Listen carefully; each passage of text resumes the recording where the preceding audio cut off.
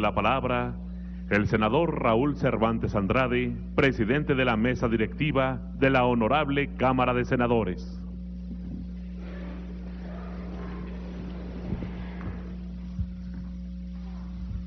Señor presidente de los Estados Unidos mexicanos, Enrique Peña Nieto. Diputado presidente, Ricardo Anaya. Ministro presidente, Silva Mesa. Señor gobernador, José Calzada. Señor gobernador Rafael Moreno Valle, presidente de la CONAGO. Señores gobernadores, gabinete legal empleado, académicos, miembros del Poder Judicial, miembros de los órganos autónomos. Hoy para mí es una emoción enorme poder dirigirme a ustedes en una reflexión sobre una fecha tan importante a 97 años de nuestra Constitución. En 1917 tenían un gran reto, como el que se tiene ahora. Y si ustedes me permiten, grosso modo, me gustaría hacer una reflexión década por década de elementos y pinceladas de lo que se ha significado modificar nuestra Constitución. En muchos lugares, muchos líderes de opinión hacen la reflexión que la Constitución mexicana ha sido altamente modificada, y cuando se hace un análisis de cantidad, más no de calidad, no atiende normalmente a la realidad. El reto que tenían en 1917 era transitar de un constitucionalismo liberal a un constitucionalismo social. Tan fue así que fue la primera constitución en el mundo de un Estado de Derecho social. Lo que significó y el avance en la escritura y las cláusulas constitucionales era mucho. Puso ejemplo a desarrollos constitucionales que se dieron a la mitad del siglo XX y que se continuó con este camino. ¿Qué fue y por qué fue lo que lo motivó? Por estar atento a dos temas: la realidad, la sociedad, con insuficiencias de desigualdad muy importantes, una política pública que no le daba cumplimiento y que no solo eso, sumaba a que hubiera más desigualdad, y un pueblo atento y sensible a poderse transformar. Si en los 40 nos vamos, hubo una transición específica, muy específica, en la que la transición del gobierno militar pasó a los civiles y en donde se redujo el mandato de los señores gobernadores. No un tema menor en esa década que no se veía alcanzable en los 30. En los 50, el voto de la mujer, necesario primero para que no se le otorgara sino se le reconociera, y la enorme participación de la mujer en la vida democrática desde esa fecha hasta la actualidad. Hoy no estamos en un tema de acciones afirmativas. Hoy queremos una igualdad sustantiva, pero inició en esa época. En los 60, con esa sensibilidad que necesitaba México, una pluralidad, lo que hicimos fue darnos los diputados de partido. Se abría el Congreso en la Cámara de Diputados a una participación plural por la necesidad de reencontrarnos en la democracia, en el diálogo, en el debate y en los acuerdos. En los 70, en 1977 se hizo una reforma política muy importante de gran calado que transformó la vida de esa década y de las subsecuentes, en la que se crearon los diputados plurinominales con una visión específica.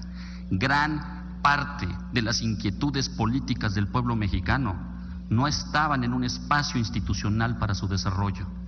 No fue un tema menor incorporarlos, invitarlos y que permanecieran para darle cumplimiento a lo que denominamos representatividad constitucional. En los 80 hicimos una reflexión desde el punto de vista económico. El mundo estaba cambiando en muchos temas y México necesitaba cambiar. Hicimos implícito lo explícito del tema del capítulo económico constitucional y generamos un sistema de planeación constitucional. Redefinimos la rectoría del Estado. Volvimos a pensar cuál era el papel de las empresas del Estado en la participación de la vida económica de México. Aperturamos internacionalmente aranceles, nos abrimos al mundo para firmar tratados internacionales que sin duda le generaron un bienestar a México. Este capítulo económico constitucional no fue tan a menor. Casi la mayoría de las leyes administrativas se modificaron. En el 90 hubo dos caminos.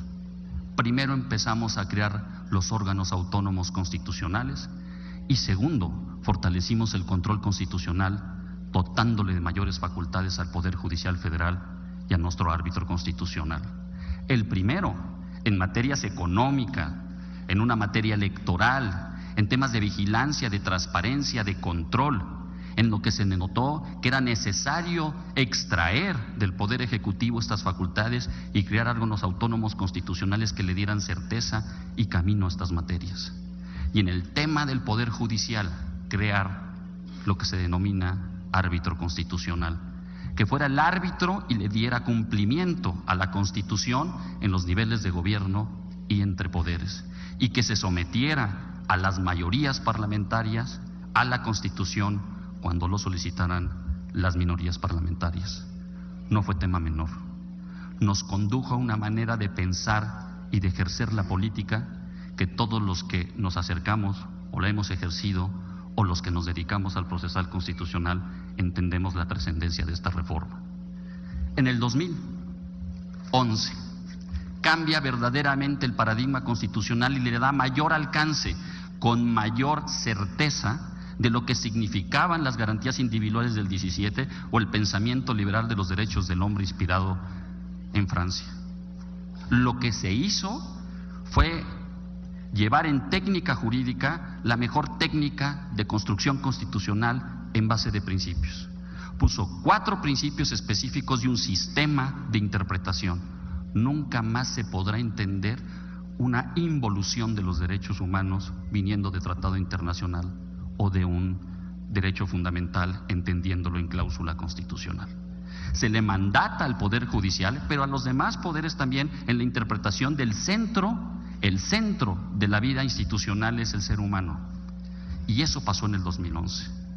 La única consecuencia para lograr en plenitud en un país con tal desigualdad económica y con los problemas que tenía nuestro país, la única llave para poder ejercer y desarrollar los derechos humanos, los derechos fundamentales en su plenitud, se llama crecimiento en la vida moderna de un Estado.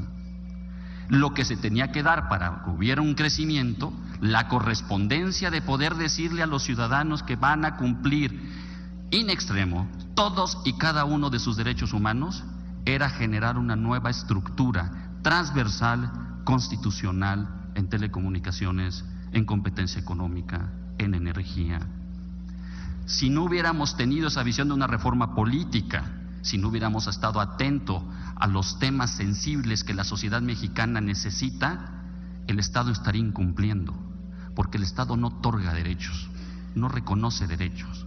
Lo que genera el Estado son las condiciones para que se cumpla en plenitud para los mexicanos y mexicanas los derechos que la Constitución y los tratados internacionales otorgan a los mexicanos y a los que viven en nuestro territorio.